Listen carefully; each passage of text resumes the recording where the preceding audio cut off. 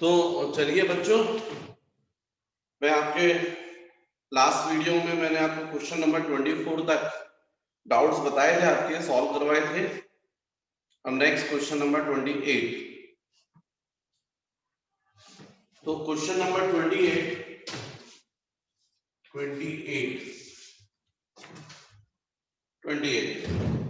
a 3 meter long copper wire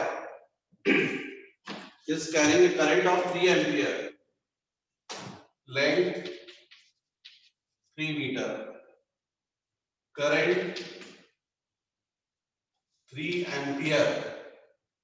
How long does it take for an electron to drift from one end to the wire of wire to the other? T. The cross sectional area A, 2 into 10 to the power minus 6 meter square, and the number of conducting electrons in copper is N, 8.5 into 10 to the power 28 per meter cube. तो ये तो question बच्चों एकदम easy है भाई। इसमें I is equal to N into E into A into VD। Drift velocity find कर लो। Current 3 हो गया, N 8.5 into 10 to the power 28 हो गया, E 1.6 into 10 to the power minus 19 हो गया, cross sectional area 2 into 10 to the power minus 6 हो गया, into our VD। इसको सॉल्व करोगे तो आपका ड्रिफ्ट वेलोसिटी आ जाएगी। तो ये जाएगा 3/85 और 16 कर दो इसको, है ना। ये डिवाइडेड बाय 10 हुआ और ये भी डिवाइडेड बाय 10 हुआ, मतलब यहाँ पर 26 हो जाएगा ये। और 26 में से ये 10 to the power minus 6 अलग हुआ तो 20 बचेगा। 20 में से 10 power minus 19 मतलब 1 बचेगा, तो into 10 आ जाएगा, is equal to VD। Drift velocity की वैल्यू निकल गई। अब drift velocity is equal to क्या बोलोगे आप? Velocity is equal to distance upon time बोल दोगे, तो time is equal to L upon VD आ जाएगा। T is equal to length आपको 3 मीटर गिवन है, VD आपने निकाल ही लिया है, ये इंटू 2 छूट गया था, इंटू 2 भी क्रॉस मल्टीप्लाई होकर आएगा। तो ये जाएगा 3/85 इंटू 16 इंटू 2 इंटू 10, तो T is equal to 3 cancel हो गया, 85 इंटू 16 इंटू 20 ये हो गया, ये जाएगा 85 इंटू 320। इसको सॉल्व करोगे तो टाइम की वैल्यू हो जाएगी 28 आ जाएगा बच्चों, 2.7 into 10 to the power 4 second, ये आना चाहिए, आ जाएगा। ये हो गया question number 28। Question number 28। Question number 29।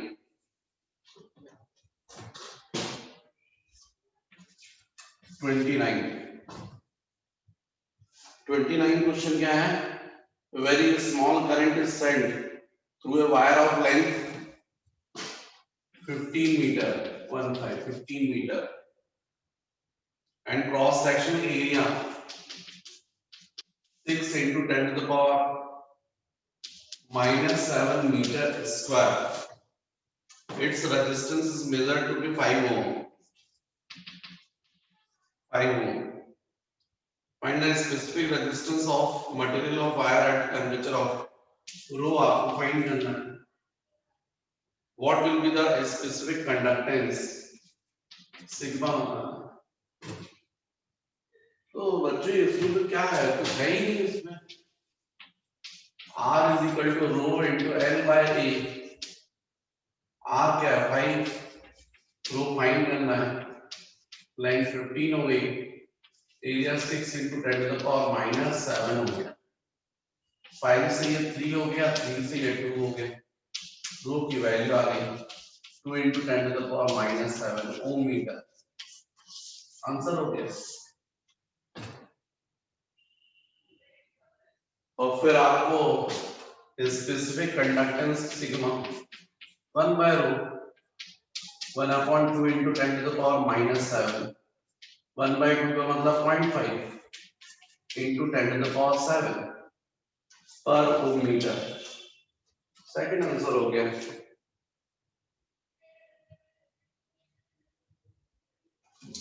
कुछ है ही नहीं क्वेश्चन में। फिर next question number 32। Question number 32। A metallic wire is stretched to double its length, assuming no change in density on a stretching. Find the ratio of the initial and final resistances of the wire.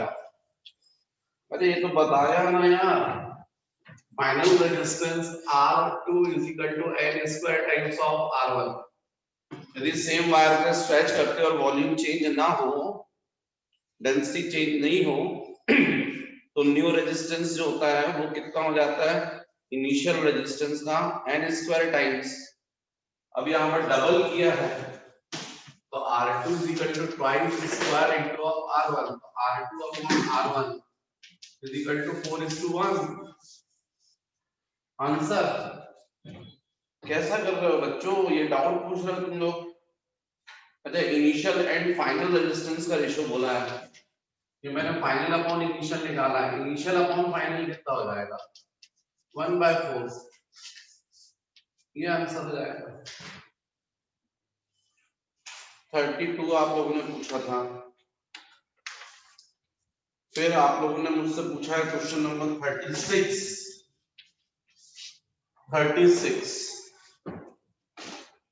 A 1 kg piece of copper is drawn into a wire 1 millimeter thick and another piece into a wire 2 millimeter thick. Compare the resistance of these wires. दोनों copper के हैं तो दोनों की resistivity same रहेगी। 1 kg बोला गया है, M is equal to 1 kg। 1 kg piece of copper is drawn into a wire 1 millimeter thick। Thickness होगा, डायमीटर हो गया 2r 1 millimeter and another piece into a wire 2 millimeter thick 2r2 is equal to 2 millimeter thick. Compare the resistance of these wires. ये question है। तो बच्चों यहाँ पर 1 kg के दो पीस हैं। फर्स्ट पीस में से हमने वायर जो है वो डेवलप किया है जिसकी थिकनेस 1 मिलीमीटर है, और सेकंड 1 kg मास है उससे हमने वायर डेवलप किया है जिसकी थिकनेस 2 mm है। तो दोनों जो पीस है उनके मास सेम है, डेंसिटी सेम है और इसके वॉल्यूम सेम होगा, क्योंकि डेंसिटी इज इक्वल टू क्या होता है, mass upon volume. Volume is equal to क्या होगा, मास अपॉन डेंसिटी। जब मास नहीं बदलेगा डेंसिटी बदलेगी, वॉल्यूम ही नहीं बदलेगा। तो वॉल्यूम इज इक्वल टू क्या होता है L1 A1 और सेकंड वायर के लिए है L2 A2। तो कुल मिलाकर L1 upon L2 is equal to जाएगा A2 अपॉन A1 दिया जाएगा। अब हमको रेजिस्टेंस कंपेयर करना है तो हम बोलेंगे R1 upon R2 rho into L1 by A1 upon rho into L2 by A2। Rho rho change, क्योंकि दोनों मटेरियल सेम है, कॉपर ही है शायद, तो स्पेसिफिक रेजिस्टेंस नहीं बदलेगा और इसलिए R1 by R2 is equal to L1 by L2 into A2 upon A1. तो R1 upon R2 is equal to L1 by L2 की जगह A2 by A1 लिख सकते हैं अपन। तो ये जाएगा A2 by A1 into A2 by A1, मतलब ये हो जाएगा स्क्वायर। तो R1 upon R2 is equal to ये जाएगा पाई R2 स्क्वायर upon पाई R1 स्क्वायर 2 होल स्क्वायर, पाई पाई कैंसिल, कुल मिलाकर R1 by R2 is equal to R2 upon R1 to the power 4 आ जाएगा, मतलब R1 upon R2 is equal to R2 की value देखो कितनी है 2 by 2 मिलीमीटर और R1 की वैल्यू कितनी है 1 by 2 मिलीमीटर। तो मिलीमीटर मिलीमीटर कैंसिल हो गए, पावर 4 2 से 2 कैंसिल हो गया, तो ये हो गया 2 to the power 4। तो R1 by R2 is equal to आ गया 16:1। ये आपका आंसर होता है। मैं हट जाता हूं ताकि आपको पूरा बोर्ड दिखे, आप वीडियो पॉज करके देख सकते हैं।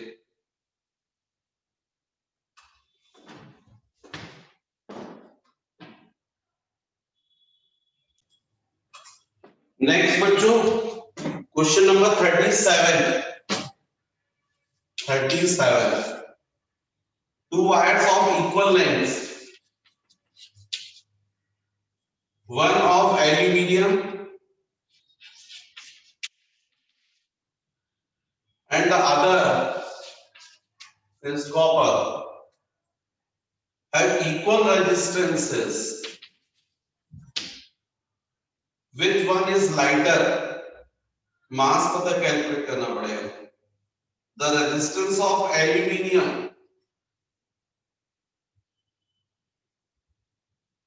and copper are two wires of equal lengths, one of aluminium, another of copper, have equal resistances. Which one is lighter?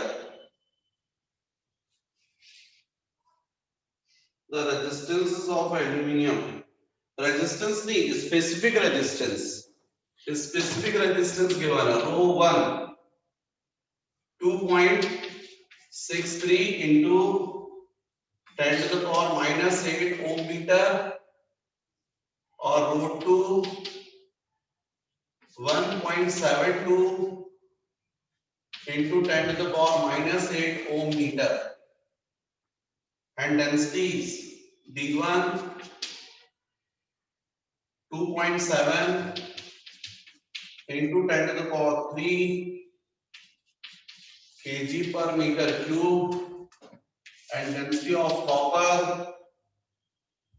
8.9 into 10 to the power 3 kg per meter cube। ये है बच्चों।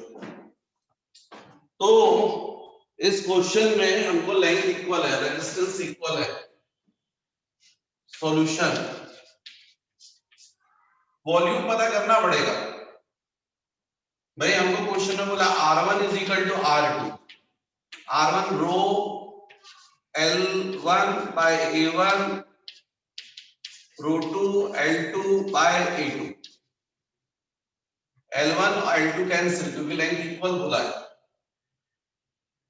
तो इसका मतलब हमको मिल गया A1 by A2 rho 1 upon rho 2 is equal to A1 upon A2।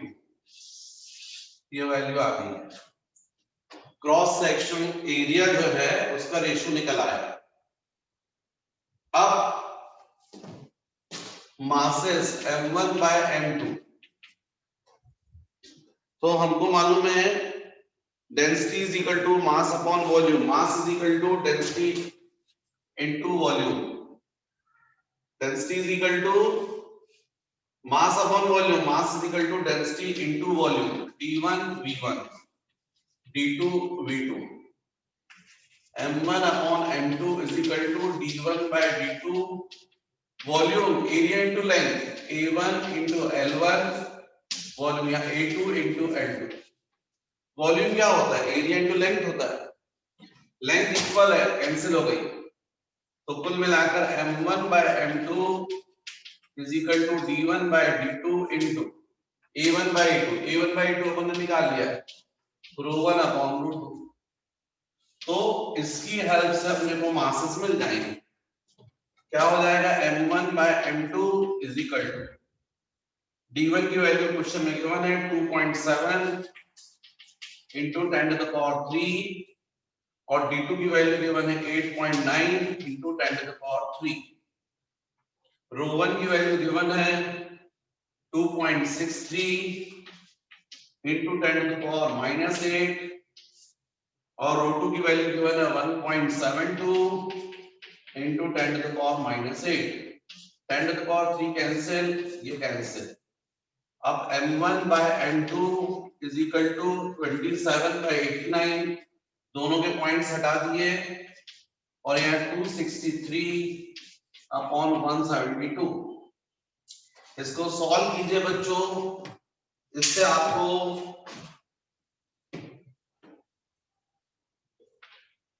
Ratio पता चलेगा। मेरे ख्याल से इसमें न्यूमरेटर जो है वो कम आ रहा है डिनोमिनेटर से, राइट हैंड साइड में, तो लेफ्ट हैंड साइड में भी न्यूमरेटर कम होगा डिनोमिनेटर से। तो इससे ये प्रूफ हो गया कि m1 it is less than m2।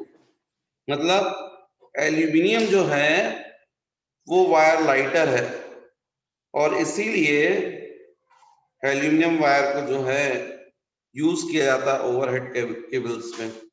वैसे बच्चों यदि मैं इसको सॉल्व करें कि हम, तो थोड़ा सा मैं आपको क्लियर कर दूं। 27 into 263 ये आ रहा है 7101, जबकि यदि हम 89 into 172 करते हैं तो ये आ रहा 15308। आपके सामने है कि राइट हैंड साइड में न्यूमरेटर लेस है डिनोमिनेटर से। 7101 it is less than 15308। in right hand side numerator it is less than denominator, तो लेफ्ट हैंड साइड में भी m1 लेस होगा m2 से। m1 का मतलब 1 का मतलब एल्यूमिनियम, मतलब मास ऑफ एल्यूमिनियम, ये कम है किससे? Mass of copper wires. इसका मतलब वो लाइटर होगा। ये हो गया बच्चों question number 37। Next 39, the size of carbon block 1 centimeter by 1 centimeter by 50 centimeter। जो कार्बन ब्लॉक है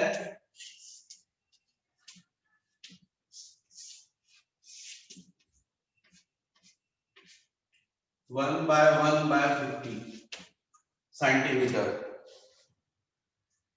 find out the resistance first between square heads।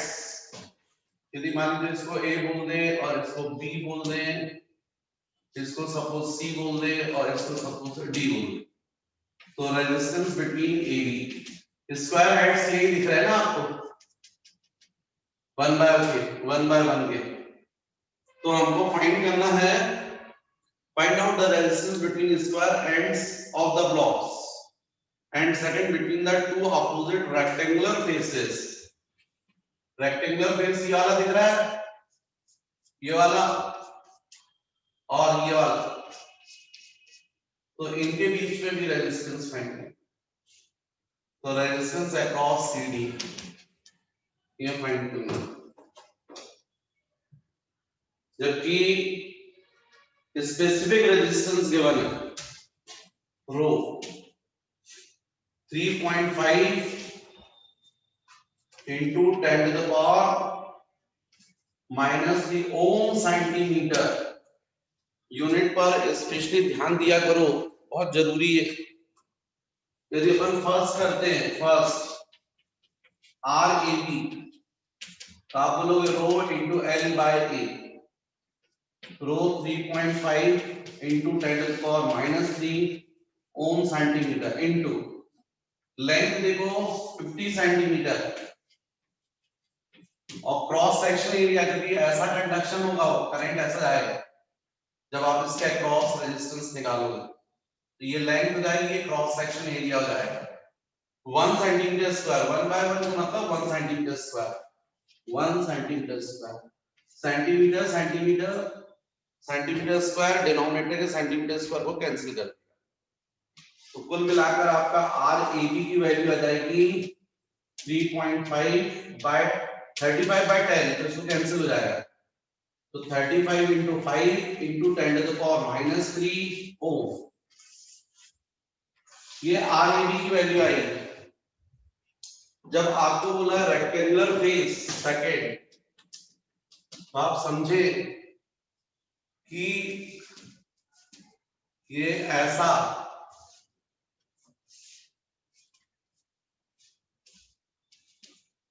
Conduction हो रहा है, यहां से करंट आ रहा है और ऐसा जा रहा है, इतनी लाइन कवर की लेंथ हो जाएगी, और ये क्या हो जाएगा, क्रॉस सेक्शनल एरिया हो जाएगा, तो ये हमको 50 के बाद है और ये 1 है और 1 ये है, तो अब के बार आर सी डी, ये सी बोला मैंने और इसको डी बोला है, तो ये जाएगा rho into L by A,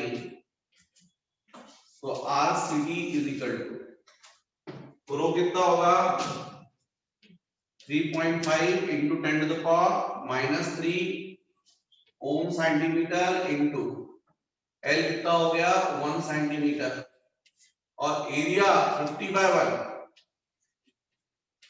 centimetre square, centimetre into centimetre centimetre square, इसको कैंसिल कर दो, तो अब की बार आ जाएगा 3.5 बाय 50 इंटू 10⁻³ ओम, ये रेजिस्टेंस है। मतलब जब लेंथ ज्यादा क्रॉस सेक्शन एरिया कम है तो रेजिस्टेंस ज्यादा आएगा, लेकिन जब लेंथ कम है और क्रॉस सेक्शन एरिया ज्यादा है तो रेजिस्टेंस की वैल्यू कम आएगी। ठीक है बच्चों, नेक्स्ट अब आपके सर्किट के क्वेश्चंस हैं, तो सर्किट क्वेश्चंस में मुझे जो डाउट आया, पहला डाउट वो है क्वेश्चन नंबर 5,